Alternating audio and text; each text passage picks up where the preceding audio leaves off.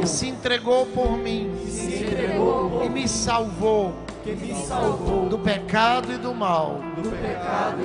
Envia teu Espírito Santo, Senhor. Envia teu Espírito Santo, Senhor, Para que a tua palavra produza muitos frutos para que a tua palavra produza muitos frutos na minha vida, na minha vida, no meu coração. no meu coração. Estenda a mão para o Carmadélio. Ele vai semear mais uma semente. A primeira semente, a Germana lançou o amor de Deus. Mas por que eu não experimento o amor de Deus? Por que tanta gente sofre? Por que tantos males do mundo? Por que tanto sofrimento? E agora vem mais uma palavra para nós: o pecado e o remédio de Deus, a salvação.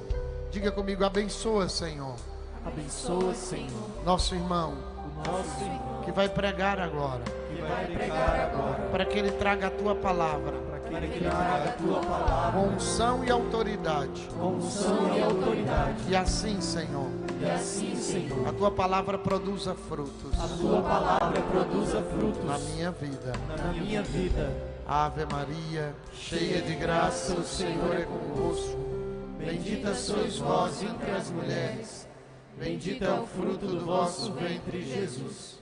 Santa Maria, Mãe de Deus, rogai por nós, pecadores, agora e na hora de nossa morte. Amém. Você vai sentar em silêncio, sem falar nada. Vai pegar sua Bíblia, vai parar de andar, vai procurar um lugar. Servos aí na porta para acolher os irmãos e orientá-los e trazê-los para as cadeiras. Os servos aí na entrada. Vamos ouvir essa palavra.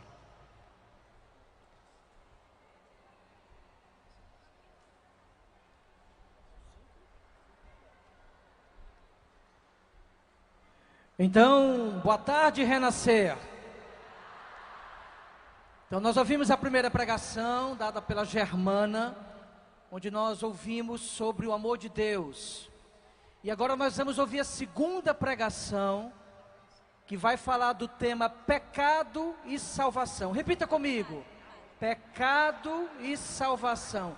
Diga para a pessoa que está ao seu lado qual é o tema que vai ser dado agora. Pecado e salvação.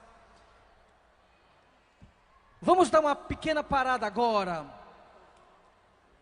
Pensa aí, traz na tua memória as últimas notícias que você viu na televisão. Vai pensando aí nas notícias que o jornal, os programas televisivos, as notícias que chegam para nós, notícias de todo tipo. E quando a gente, por exemplo, assiste o jornal, a gente tem a impressão de que o mundo está vivendo um grande problema. Sim ou não? Sim ou não? Nós temos uma sensação de que o mundo está, digamos assim, um pouco desordenado. O mundo é como se o mundo estivesse sem ordem. A gente ouve tanta notícia ruim, não é verdade? A gente ouve tantas situações ruins. A gente ouve história de assassinato. A gente ouve história de acidente. A gente ouve tanta coisa ruim que a gente começa a pensar assim: meu Deus, será que o mundo está entregue a si mesmo? Será que não tem ninguém cuidando do mundo? Será que não tem ninguém olhando para o mundo? E nós que temos fé, é compreensível que nós até pensemos assim: por que é que Deus não intervém no mundo para acabar com esse sofrimento? Por que é que Deus não intervém no mundo para acabar com tanta gente inocente morrendo, com tanta gente vítima das drogas, com tanto sofrimento? É uma pergunta que faz sentido. Mas a impressão de que o mundo está fora de ordem, de que o mundo está entregue a si mesmo, na realidade é apenas uma impressão. Porque a Bíblia diz que Deus tem o domínio sobre o mundo. Não há nada que aconteça no mundo que não passe pela permissão, pelo conhecimento de Deus. Deus é o soberano de tudo, de todo o universo. Então, o mundo, embora pelas notícias, embora a partir daquilo que a gente vai vendo, até na nossa própria vida, né? A gente olha para a nossa própria vida e muitas vezes encontra dor. A gente encontra na nossa própria vida doença.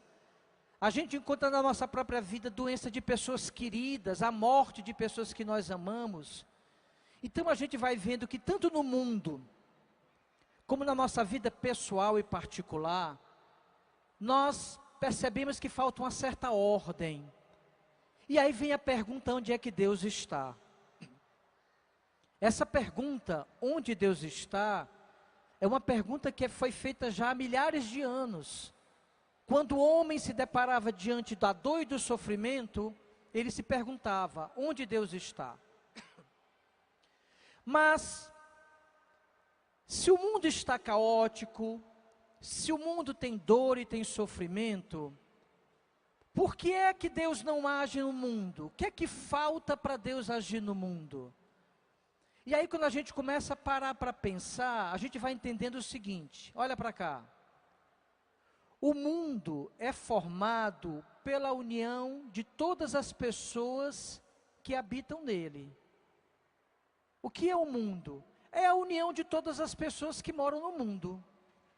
Então, o mundo traduz as escolhas que cada pessoa na sua individualidade vai fazendo. Sim ou não? Sim ou não?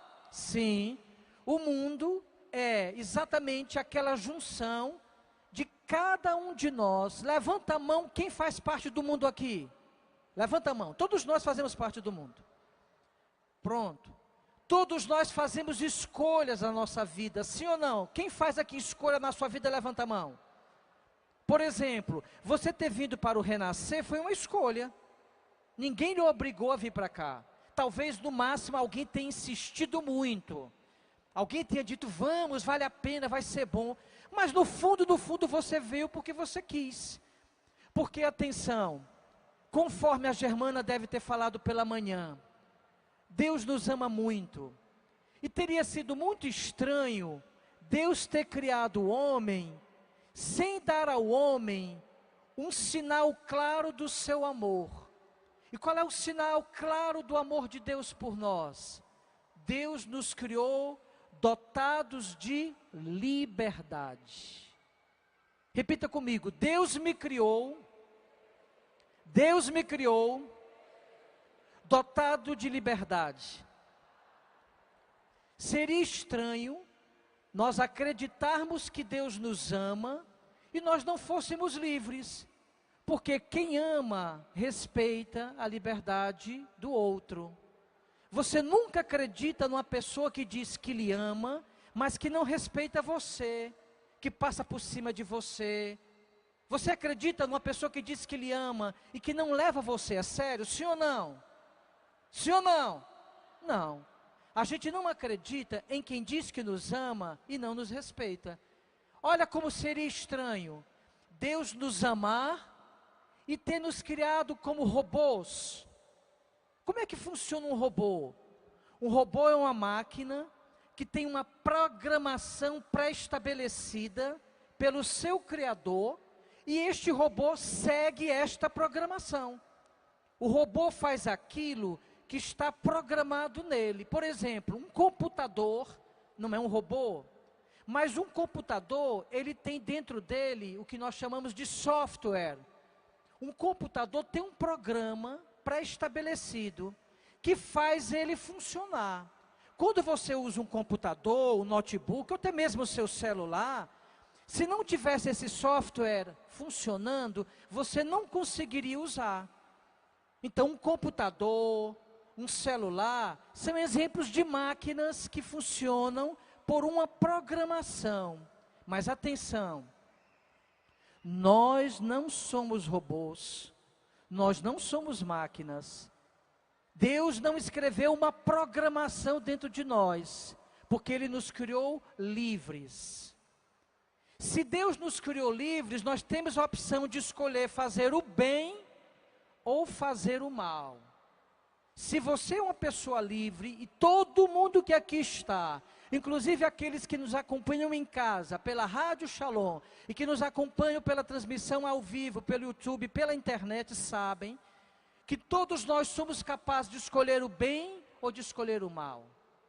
E que nós sofremos em nossa vida as consequências das escolhas que nós fazemos. Levanta a mão aqui quem já fez escolha errada na sua vida e que se arrependeu. Todo mundo. Levanta a mão aqui quem já fez escolha boa na sua vida que valeu a pena ter feito. Ou seja, a nossa vida é feita de escolhas boas e de escolhas más, porque nós somos livres. Deus nos criou livres. Agora pensemos no mundo. Por que é que existe a dor? Por que que existe o sofrimento? Por que que existem pessoas que passam fome? Porque existem pessoas que fizeram escolhas erradas acerca destas pessoas. A Bíblia diz: Deus não é o culpado pelo mal do mundo. Deus não é o culpado pelo sofrimento. Deus nos criou para nós sermos pessoas realizadas. Deus criou você para você ser uma pessoa feliz. Deus nunca desejou, nem jamais desejará para você o mal. Deus só quer o seu bem.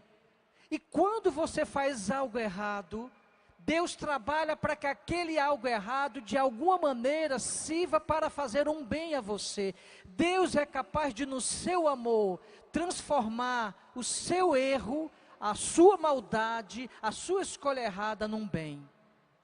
Se eu entendo que Deus me criou como uma pessoa livre, eu começo a me perguntar então, por que é que eu escolho muitas vezes o mal? Eu pedi para levantar a mão aqui, quem? Levanta a mão de novo, quem aqui já escolheu o mal na sua vida alguma vez? Todos. Agora, por que que a gente escolhe o mal? São Paulo diz assim: eu não entendo, eu quero fazer o bem, mas eu acabo fazendo o mal. Quem quer fazer o bem aqui sempre levanta a mão? Sempre o bem. A gente quer. A gente quer amar, não quer? A gente quer amar, a gente quer perdoar, a gente não quer ser ranzinza, a gente não quer ser egoísta, a gente não quer ser grosseiro, a gente quer ajudar os pobres, a gente quer deixar de ser tão apegado às coisas, sim ou não? Quem é que quer ser bom aqui? Levanta a mão. A gente quer ser bom. A gente quer ser mais paciente, sim ou não? Mas a gente não consegue. Quem aqui no final de ano faz propósito, Senhor, no próximo ano eu te prometo, quando termina janeiro voltou tudo ao que era. Por que que nós então, querendo fazer o mal, atenção, por que aqui então, nós querendo fazer o bem, muitas vezes nós fazemos o mal? Olha para mim, porque nós somos pecadores.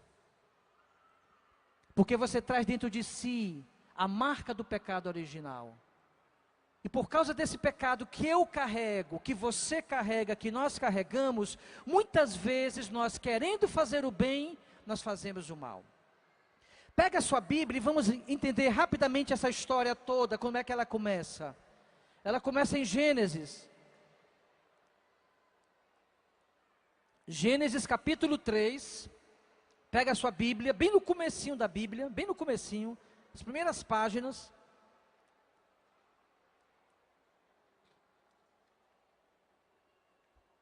Gênesis capítulo 3, a Bíblia conta a origem do mal. Nós vamos entender porque que a gente quer fazer o bem e muitas vezes faz o mal.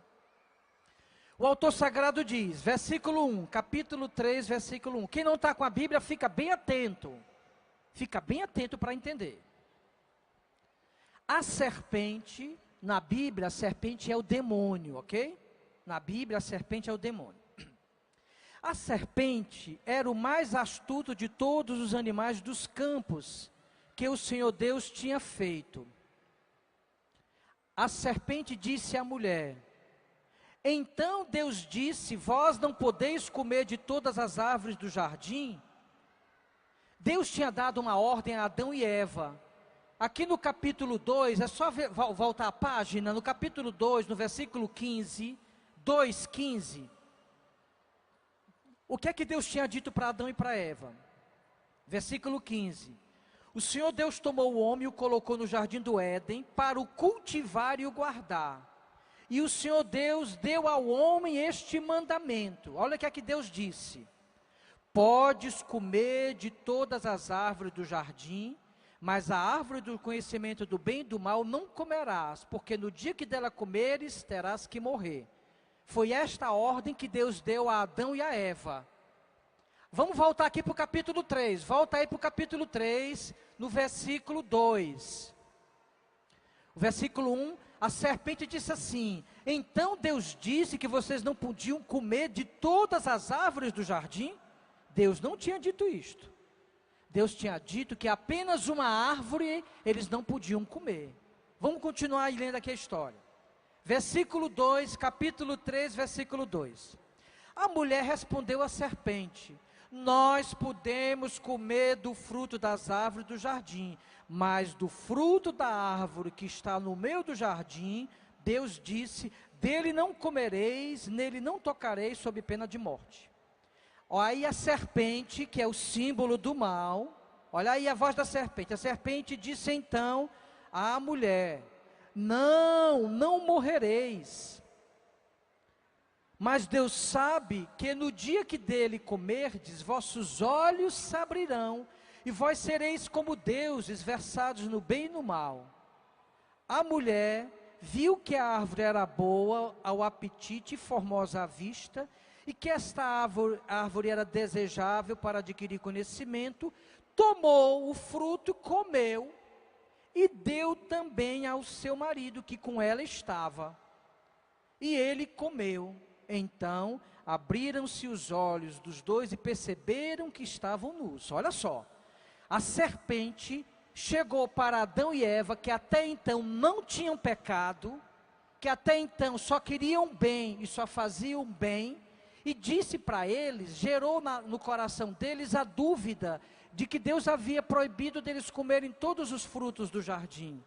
É assim que o mal sempre age. O mal vai nos instigando para nos afastar de Deus, criando antagonismo entre a gente e Deus, dizendo que Deus quer o nosso mal, dizendo que Deus não quer a nossa felicidade, dizendo que Deus é o culpado pelas coisas que nos acontecem, fazendo a gente pensar assim: se Deus existisse, isso não teria acontecido comigo. Se Deus existisse, não existiria o mal no mundo. Se Deus existisse, não tinha criancinha passando fome. Cadê Deus? Por que Ele não age no mundo? Tem muita gente que pensa assim, e isto é tentação do demônio.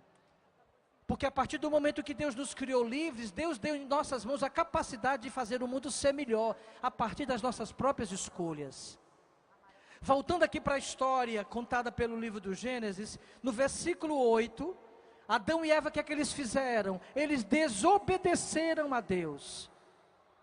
Eles desobedeceram a ordem que Deus havia dado, instigados pela serpente, pelo demônio, pelo mal. O demônio, que é um ser pessoal. Tem gente que não acredita no demônio.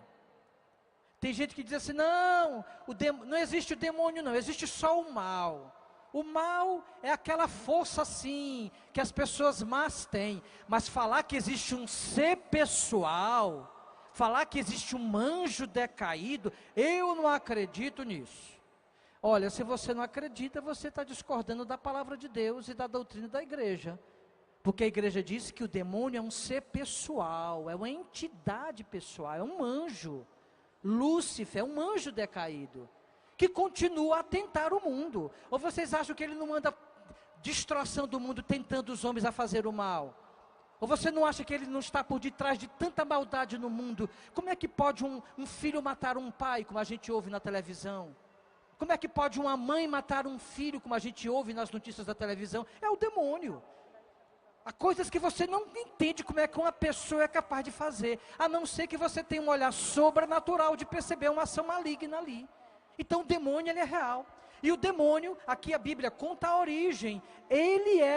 Foi a partir da tentação do demônio que Adão e Eva pecaram. E aí quando Adão e Eva pecaram, atenção, toda a raça humana foi marcada por esta marca do pecado. A gente chama de pecado original. Esse pecado original, que é o pecado das origens, o primeiro pecado da raça humana, que foi o pecado de Adão e Eva, ele está dentro de nós. Nós trazemos em nós as marcas, a herança deste pecado. Por exemplo, a sua altura, a cor da sua pele, tem a ver com a altura dos seus pais e com a cor da pele dos seus pais. Você tem uma herança genética. Todos nós trazemos heranças genéticas. Nós temos heranças que estão dentro do nosso corpo, vinda do pai e da mãe. Tem até doença que vem pelo pai e da mãe, doença genética.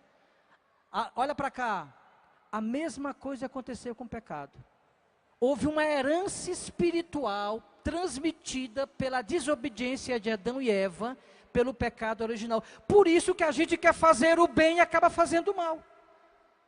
Que a gente fica às vezes desesperado. Quantas vezes eu já ouvi irmãos dizerem assim: eu vou desistir de ser católico, eu vou desistir de ir para grupo, eu vou desistir de ir para missa, porque eu rezo, porque eu peço a Deus para não fazer coisa errada, eu continuo fazendo, eu peço a Deus para não olhar com maldade, mas eu olho, eu peço a Deus para não cair mais na masturbação e caio, eu peço a Deus para não ser mais viciado e continuo viciado, eu não presto, eu não vou mais para a igreja, eu não vou mais para a igreja, eu não vou ser católico, não adianta eu rezo tanto e parece que eu fico pior.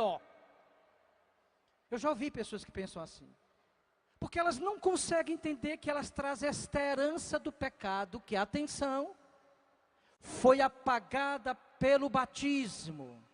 O batismo apagou esta herança do pecado original, mas permaneceu em nós a concupiscência. E o que é a concupiscência? É esta inclinação para o mal que a gente traz. Esse olhar de julgamento, que você olha para a pessoa e julga a pessoa de ponta a ponta pela roupa que ela está vestindo. Nós somos assim. Nós somos capazes de estar falando com a pessoa aqui muito animado, quando ela dá as costas, a gente fala para outra pessoa: isso daí é falsa.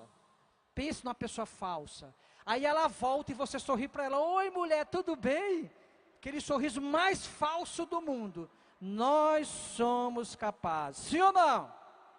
A gente sabe, você sabe, nós somos capazes sim.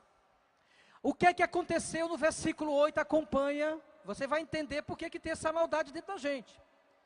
Eles ouviram o passo do Senhor Deus, Adão e Eva, que passeava no jardim à brisa do dia, e o homem e a mulher, atenção, se esconderam da presença de Deus, entre as árvores do jardim. O Senhor Deus chamou o homem e disse: onde estás? Ele disse: ouvi teu passo no jardim, tive medo porque estou nu e me escondi. Ele retornou: quem te fez saber que estavas nu? Comeste então da árvore que te proibi de comer? Deus perguntando a Adão. Adão, que não é besta e já ferido pelo pecado, olha o que é que ele faz, ele coloca a culpa na mulher. Ele diz: a mulher que puseste junto de mim, me deu da árvore e eu comi. Desde esse tempo que os homens acusam a mulher. Olha aí quando é que começou esse negócio do homem dizer que a culpa é da mulher. Olha aí, foi aí ó, em Gênesis. Foi aí que o homem já começa a dizer que a culpa é da mulher. Já ouviram isto, sim ou não? Né? Que a culpa é da mulher. Pois está aqui ó, está aqui a origem. O que aconteceu depois que Adão e Eva, atenção, olha para cá. O que aconteceu depois que Adão e Eva pecaram? Eles se esconderam. Repito, quando, atenção, você está em pecado, você se esconde de Deus. Você evita a igreja, você evita rezar, você não gosta de ouvir pregação religiosa, fica inquieto, com vontade de ir embora. Você não gosta de conversar com gente que acredita em Deus. você começa a ser crítico da igreja, tudo você reclama, fica encontrando defeito nos padres, fica encontrando defeito no Papa, fica encontrando defeito na igreja, nada que é de religião católica presta. Porque quando eu estou em pecado, eu quero me afastar de Deus. E aqui é importante a gente entender o que é o pecado. Atenção, pecado não é fazer apenas coisas erradas. O pecado aqui de Adão e Eva, que os levaram a se esconder de Deus, é quando você não quer que Deus seja o Senhor da sua vida. Eu sei que eu sou pecador, não é apenas quando eu roubo, não é apenas quando eu minto, não é apenas quando eu falo mal do meu irmão, não. Eu sei que eu estou vivendo no pecado, é quando eu vivo afastado de Deus.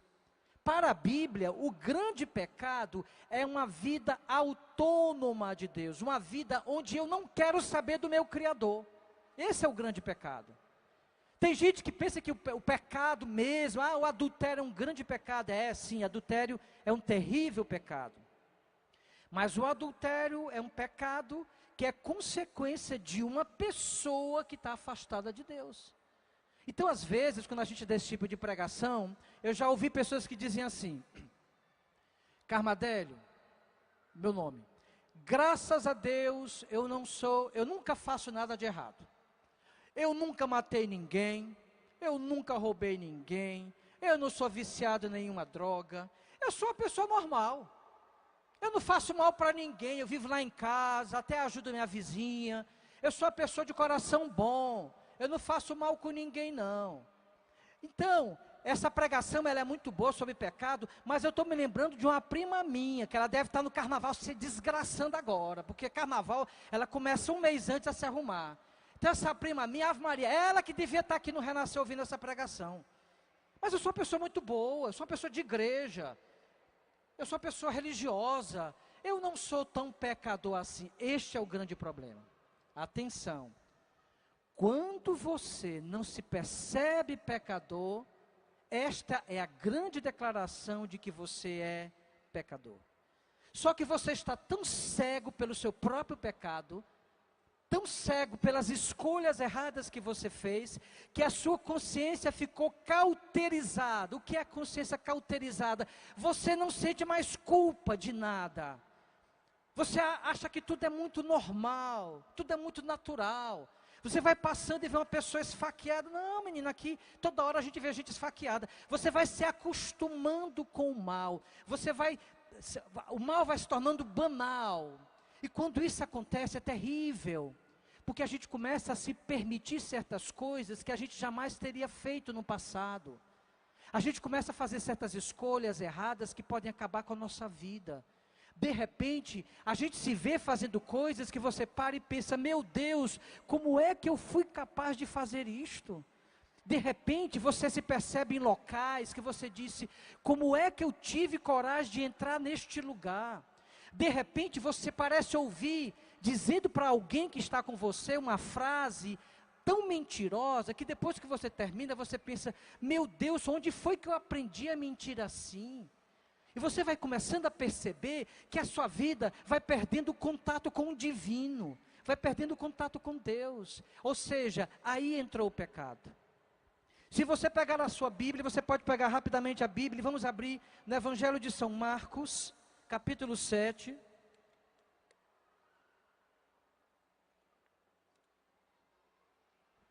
Evangelho de São Marcos, capítulo 7.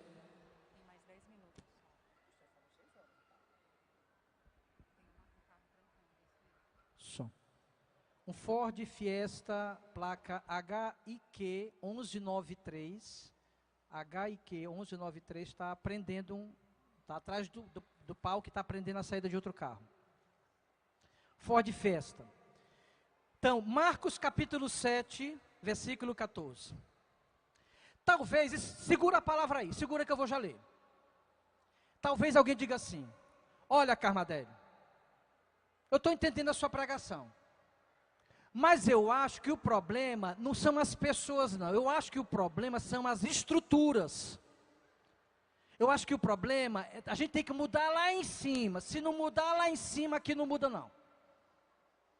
Tudo bem, eu sei que a gente tem falha, mas a gente tem que mudar a coisa lá em cima. Vamos ver o que Jesus fala. Evangelho de São Marcos, capítulo 7, versículo 14. E chamando de novo para junto de si a multidão, disse-lhe, aqui é Jesus falando, ouvi-me todos e entendei, nada há no exterior do homem que penetrando nele o possa tornar impuro. Mas o que sai do homem, isto é o que o torna impuro. Se alguém tem ouvidos para ouvir, ouça.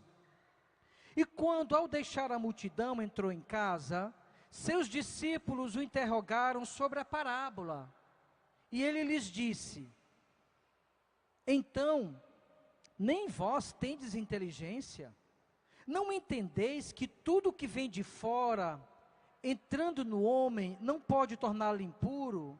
Porque nada disso entra no coração, mas no ventre, depois vai para a fossa. Assim, ele declarava puro todos os alimentos. Aí agora o versículo mais importante, versículo 20. E ele dizia, Jesus, o que sai do homem é isso que o torna impuro. Como é feito? É de dentro do coração dos homens que saem as intenções malignas, prostituições, roubos, assassínios, adultérios, ambições desmedidas, maldades, malícia, devassidão, inveja, difamação, arrogância, insensatez. Todas estas coisas más saem de dentro do homem e o tornam impuro. Você entende então por que é que você quer fazer o bem e faz o mal? Por que que você é capaz de, numa fila de comunhão na missa, olhar para a pessoa que está na sua frente e pecar na fila da comunhão? Você entende por que que muitas vezes a gente julga tantos outros? Você entende por que muitas vezes a gente se acha melhor do que os outros e humilha os outros? Você entende por que muitas vezes a gente mente para o pai e para a mãe? E mente para a esposa? E diz que está no lugar e está no outro fazendo mal? Você entende? Porque nós somos pecadores. Todos nós somos pecadores. E talvez você diga, sim, tudo bem, Carmadelli, eu sou pecador. E agora? O que é que eu faço? Nós não conseguimos resolver isso só. O problema do pecado não se resolve apenas com educação. Porque talvez alguém diga assim, não, essas coisas aí, se você der um bom colégio, uma boa universidade, a pessoa melhora, porque a educação ajuda. Claro, a educação ajuda, mas atenção. Se a educação resolvesse tudo, nós não teríamos pessoas bem educadas e bem ricas e com boa condição fazendo mal. Pessoas bem educadas. E há pessoas muito bem educadas que estudaram, inclusive fora do país, com pós-graduação, com doutorado, que são adúlteros, por exemplo. E que você encontra pessoas que têm boa educação, que roubam, que são corrompidos e que corrompem. Você encontra. Ou seja, não independe da classe social, se é rico ou pobre. Não depende da educação. A educação pode ajudar, mas ela não resolve o problema no seu cerne. O que resolve o problema profundamente? O que resolve o problema profundamente, atenção, é se o Criador, aquele que te criou, a partir da abertura do teu coração, da liberdade que Ele te deu, porque você é livre, você reconhecer que não consegue sozinho vencer o pecado que você tem dentro de você. Se você, atenção, olha para cá, olhando para dentro de você mesmo e de pensar assim, meu Deus, eu estou cansado de mim. Eu estou cansado das escolhas erradas que eu tenho feito. Eu estou cansado de gerar sofrimento nas pessoas que estão perto de mim. Eu estou cansado de fazer meu marido sofrer, ou de fazer minha esposa sofrer. Eu estou cansado de ser viciado nessa desgraça da pornografia. Estou cansado de ser dependente dessa porcaria. Eu estou cansado de olhar para os meus irmãos e pelo rosto deles eu julgá-los. Eu estou cansado de ser apegado às besteiras que eu tenho. Que eu não quero que ninguém toque porque eu digo que são minhas. Eu estou cansado de não querer o bem do outro. Eu estou cansado do meu egoísmo, eu só quero tudo para mim, eu só penso em mim. Eu quero que as pessoas sirvam a mim. Eu estou cansado de viver em função de mim mesmo. Eu estou cansado de mim. Eu queria ser outro. Eu queria uma vida nova. Eu queria, como homem, poder olhar para uma mulher sem desejar o corpo dela, como tantas vezes eu desejo. Eu queria poder abrir minha carteira, e mesmo com o pouco que eu tenho, eu partilhar com aqueles que necessitam. Eu queria ser melhor. Meu querido, se você tem isto, você precisa de um Salvador. Você precisa daquele que é capaz de ir no seu coração, porque foi Ele que Ele criou, e Ele conhece seu coração. E a partir da sua liberdade, porque você pode dizer assim, ei, mas será que Deus não pode resolver isso assim? Não. Olha para mim. Só tem uma maneira de Deus resolver o problema do pecado do mundo, e aqui eu penso no mundo. Se na sua liberdade pessoal, porque Ele te criou livre, por amor a ti, por isso que existe inferno. O inferno é o lugar que vão aqueles que livremente escolheram ficar longe de Deus, porque quiseram. Claro que existe inferno. Se você livremente disser, Senhor, a minha vida é tua, eu quero te pedir, Jesus, eu não consigo resolver o problema do meu pecado. Vivo me confessando, vivo fazendo propósitos, vivo prometendo, eu não consigo. Eu reconheço, eu não consigo. Mas eu quero, Senhor, fazer um pedido a Ti.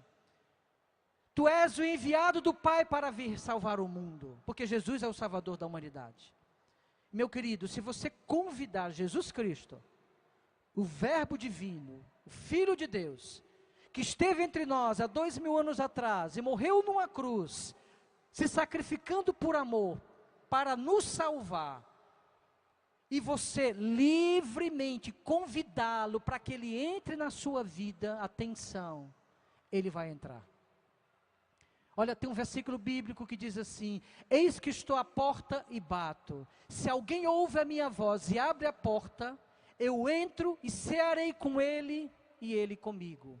Está lá no livro do Apocalipse. Agora o interessante é que esta porta tem um trinco que só abre por dentro. Deus não arromba a porta da vida de ninguém. Se você disser, eu não quero saber de Deus, Deus vai respeitar você. Ele vai continuar insistindo, porque Ele te ama, e quem ama insiste, mas Ele não vai te obrigar. Por isso que é lindo o amor. O amor é lindo por isto, porque o amor verdadeiro, ele respeita. Por isso que há um risco no amor, todo amor traz um risco. Porque quando eu amo de verdade o outro, eu respeito a liberdade do outro, eu corro o risco do outro não me amar. Por exemplo, uma mãe que deu a vida por um filho, por amor a um filho, ela corre o risco do filho crescido não cuidar dela. E a gente conhece casos assim que o filho bota a mãe, não cuida da mãe, vocês devem conhecer.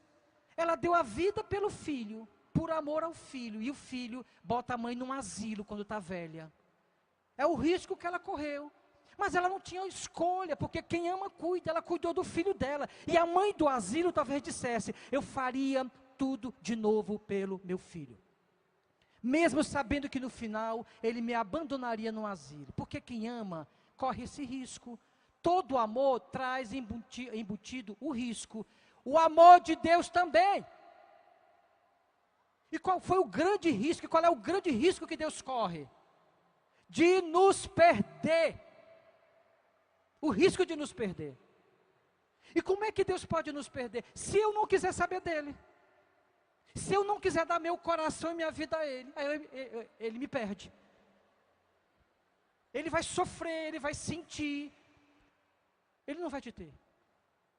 Vamos terminar pegando em Lucas capítulo 15, a parábola do filho pródigo. Pega a sua Bíblia, Lucas capítulo 15. E a gente termina com essa parábola.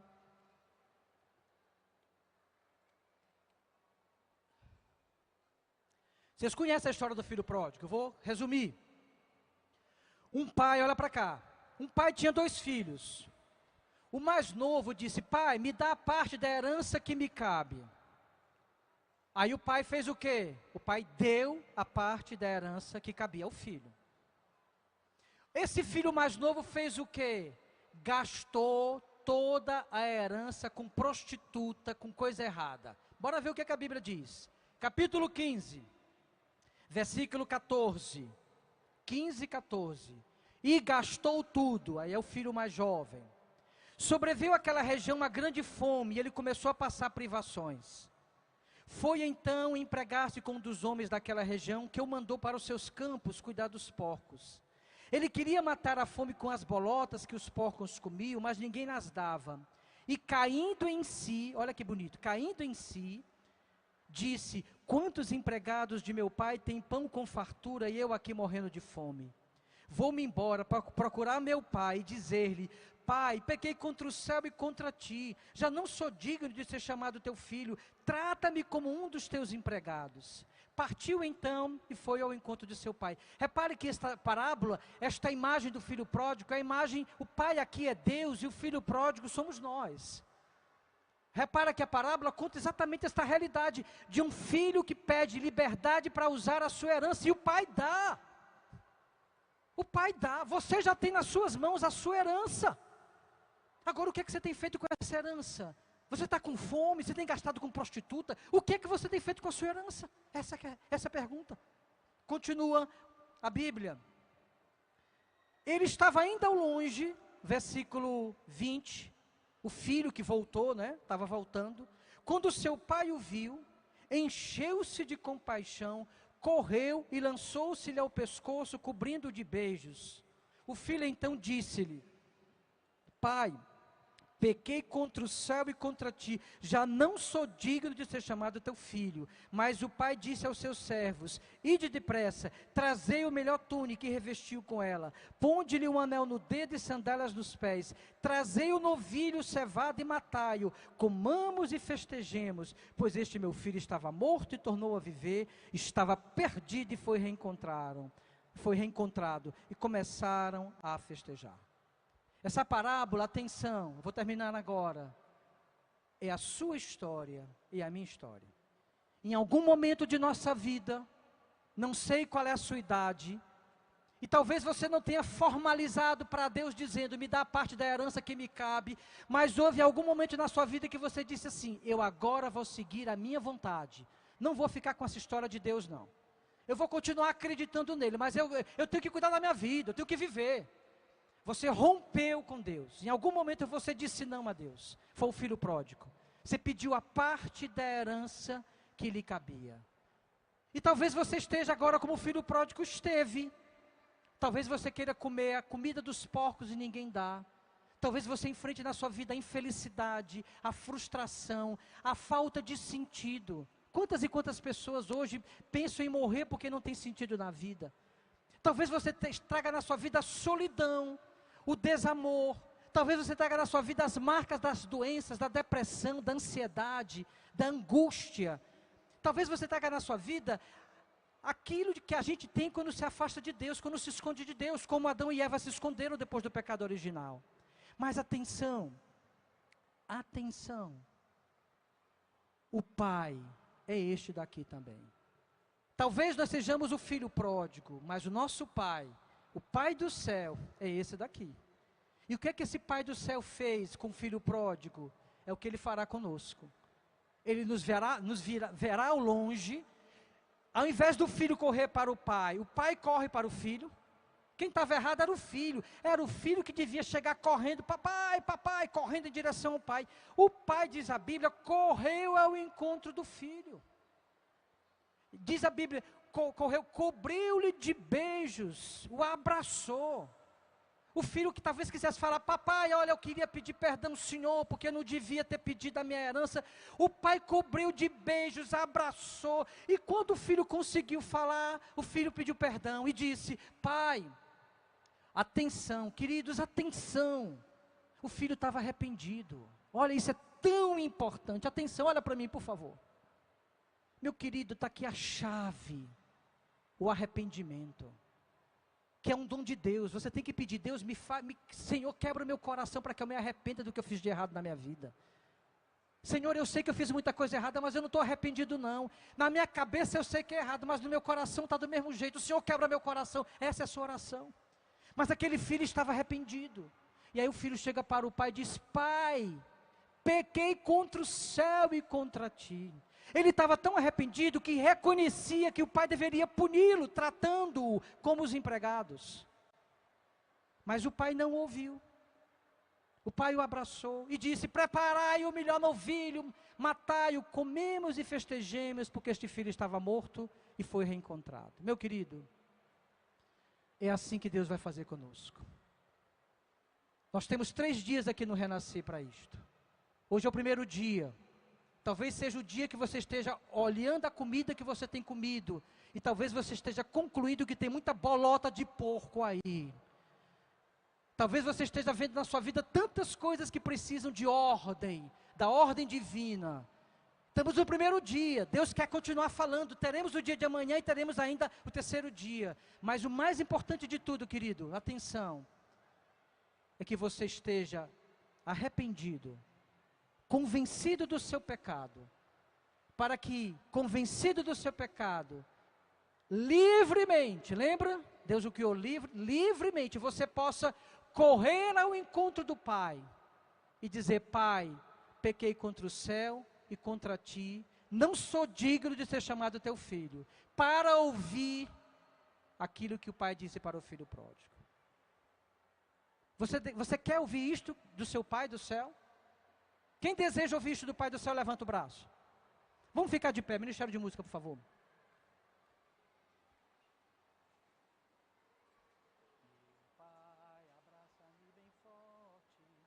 Vamos cantar um cântico para fazer uma oração final.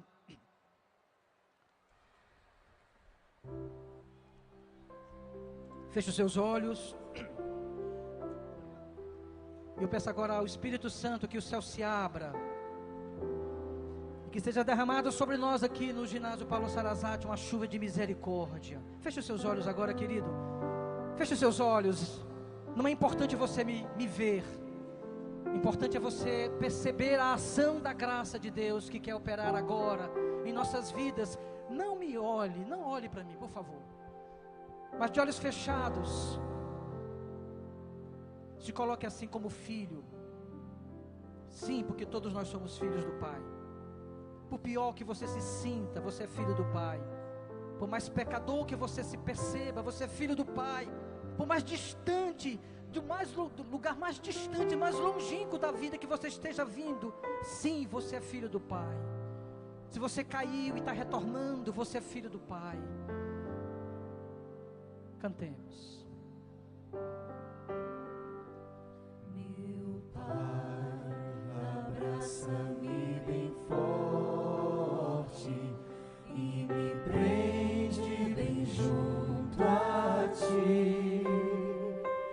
Não me deixes ir para longe de ti, pois não sei viver sem o teu amor. Novamente, meu Pai, de braços erguidos, como filho, erga seus braços. Meu Pai, abraça-me bem forte, Erga seus braços e me prende bem junto a ti. Não me deixes ir para longe de ti, pois não sei viver sem o teu amor. Deixe que brote agora do seu coração. Meu Pai, meu Pai, meu Papai,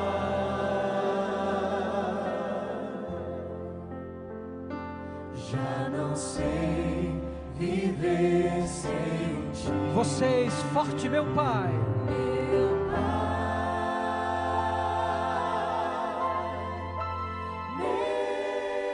meu Pai, meu Papai,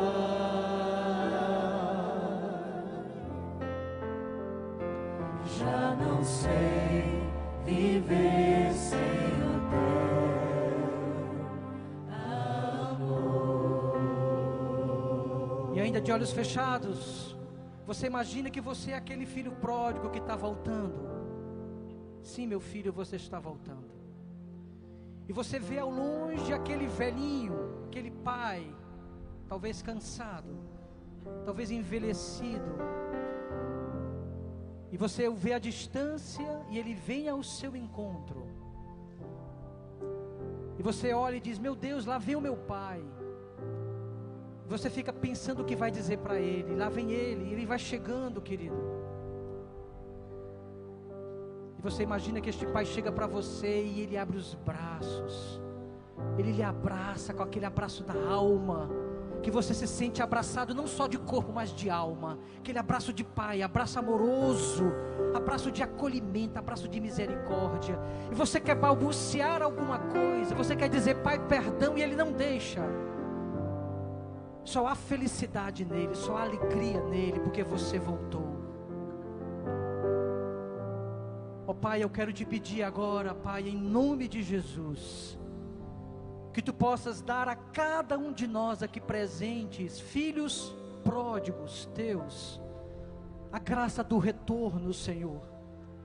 Não importa por onde andamos, não importa onde estivemos, não importa o que fizemos, não importa o que as nossas escolhas erradas fizeram.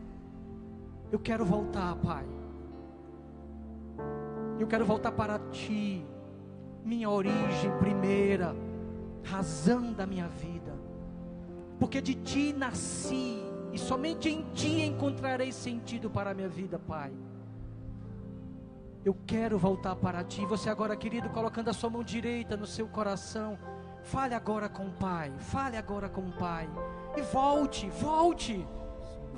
diga: Pai, eu quero voltar. Diga com as suas palavras: Pai, eu quero voltar, eu quero voltar. Estou cansado, Pai. Estou cansado de estar longe de Ti. Eu quero voltar para Ti, Pai. Porque é o meu lugar. Porque eu quero ter a paz que eu já tive. Eu quero ter a alegria que eu já tive. Eu quero voltar, Pai. Me traz. Me atrai. Me traz, Pai. Muito obrigado. Porque eu não preciso dar nenhuma explicação para Ti. Tu me acolhes. E porque arrependido, Tu me perdoas. Muito obrigado, Senhor. Bendito seja Teu nome. Louvado seja Teu nome. Glória a Ti, Senhor. Podemos dar uma salva de palmas para o Pai que nos acolhe no Seu amor e na Sua misericórdia. Bendito seja Deus. Bendito seja Deus. Que em gratidão nós possamos estender as nossas mãos para o Carmadélio e rezar esta Ave Maria, para que o Senhor continue dando a ele muitos dons. Ave Maria, cheia de graça, o Senhor é convosco. Bendita sois vós entre as mulheres, e bendito é o fruto do vosso ventre, Jesus. Santa Maria, Mãe de Deus, rogai por nós, pecadores, agora e na hora